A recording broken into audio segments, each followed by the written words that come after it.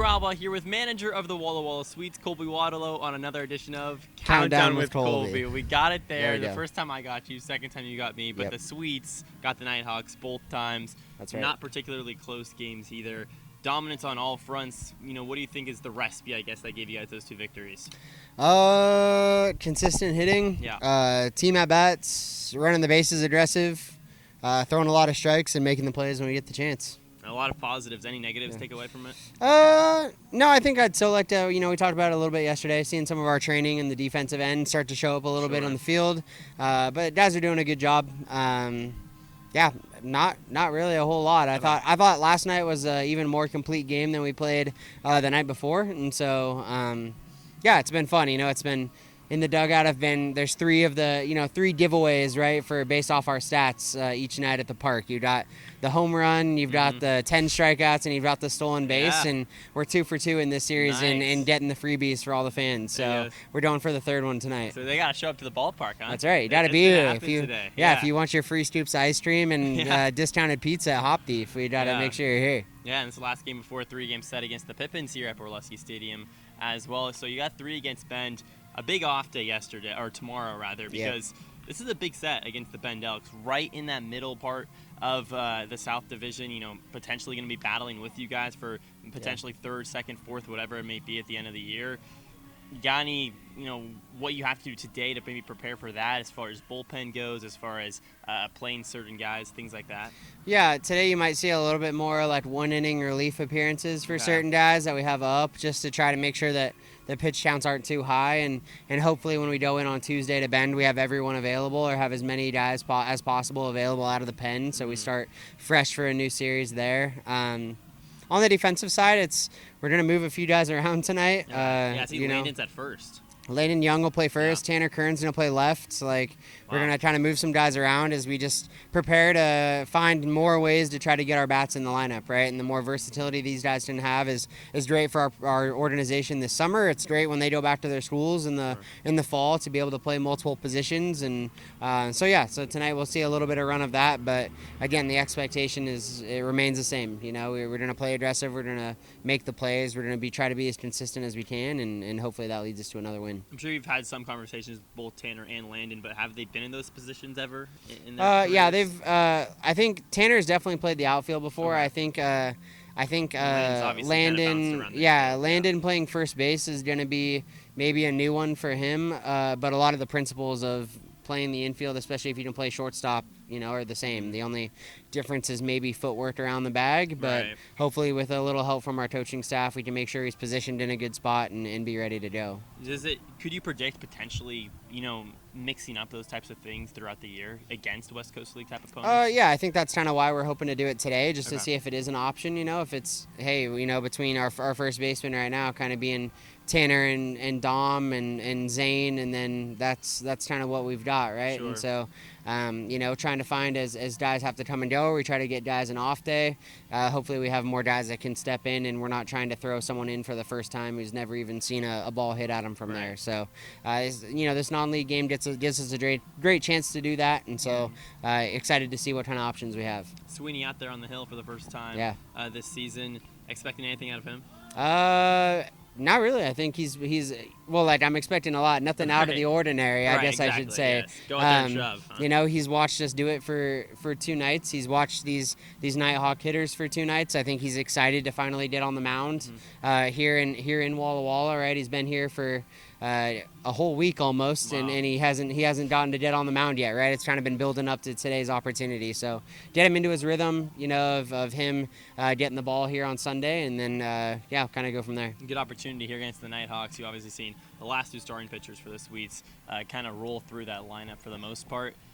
Do you predict him potentially being a starter, moving forward, or out of the pen, or what? Yeah, I think that's kind of part of the setup we had when we signed Payson for the summer and brought him in, was to use him in that capacity, allowing him to maximize some of his training stuff he's trying to do for the summer, while also getting game reps and throwing great innings for the Sweets. And so, kind of expect him to slot into the rotation as we go through this back half, right? A fresh arm who hasn't been here for the month of June, and kind of gets his feet wet today, and then we'll see him next week against the Pippins at home on Sunday in his first real West Coast League appearance. So, today get settled in, maybe get a few of the cobwebs or some of the nerves Sure. out of the way, and Perfect opportunity. Yep, exactly, and then let him build up for next Sunday, and be ready to go. Off day tomorrow. What do you think is the biggest thing going into it for you and your players to kind of get fresh for yet another 6 games? It's going to be another big couple of series against the Pippins and the Elks.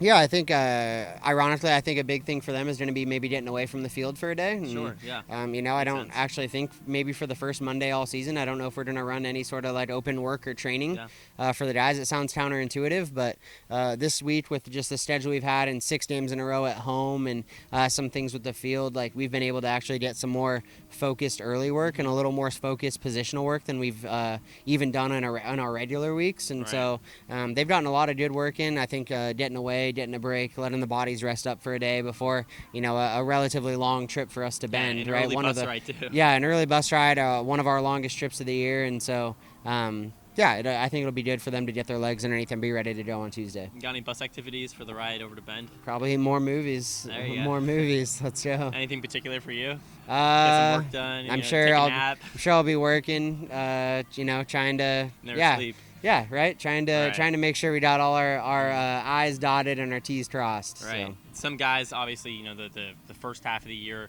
coming to an end. Some shuffling around the roster. Do you maybe look towards that in the future in the next couple of weeks on how you're going to attack that and how that starts right now? Yeah, it's definitely starting to build and make sure that, again, like we have all of our ducks in a row. We have the guys in the positions that we need to make sure we don't find ourselves in a pinch. And, with all the guys that are here already, with guys that potentially we're trying to make sure we can boost our lineup and our roster with, hey, we're going to keep playing high quality baseball, and you come to join the Sweets in the second half, like you're gonna be playing for something, right? There's gonna be hopefully playoffs on the line and some pretty pivotal games to be in. So not just the experience for getting at bats and getting innings on the mound, but also doing so in high leverage situations in games that maybe hold more meaning than a normal regular season summer ball game. And so I think that's a selling point in itself. Especially with there being a unique West Coast League first half, second half winner. Obviously, the Pickles went on an insane run, kind of put every other team in the South out of that race in the first half. In the second half, there's signs showing that everybody is going to be in it. Down the stretch, do you start to look and feel the pressure of that added on? Is that a positive, a negative? How do you kind of motivate the guys to say, look, every game is maybe bigger than the first half even? Yeah, I think it's a positive because it gives the guys something to really strive for and to play for something. Since really the first week guys have been here, they've been throwing around the playoff word and kind of talking about that as a group. And so I think now seeing some of that come to fruition and find themselves in a position where, hey, that's a very real possibility. I think it gives them some motivation. It gives them some reason to continue to show up to the ballpark every day with a good fire. And so I'm excited for that for them. And, I don't think we try to treat the games any differently, right? Or allow the pressure of what the situation says to maybe dictate what we do. But I do think it gives some guys some motivation of, hey, we want to continue to be playing our best baseball when we get to the end of July, early August. And so that's been the goal. That's gonna remain the goal. And I'm excited for the guys that that are here, that are ready to go. Excited for that challenge to be taken on full steam ahead. Yeah, and the fans are kind of starting to feel that as well. They want a playoff appearance as well. So, hey, still a long season to go, of course, as always. All right, so you go to Bend Elks, and this leads to the question of the day with manager of the Walla Walla Sweets, Colby Watilo.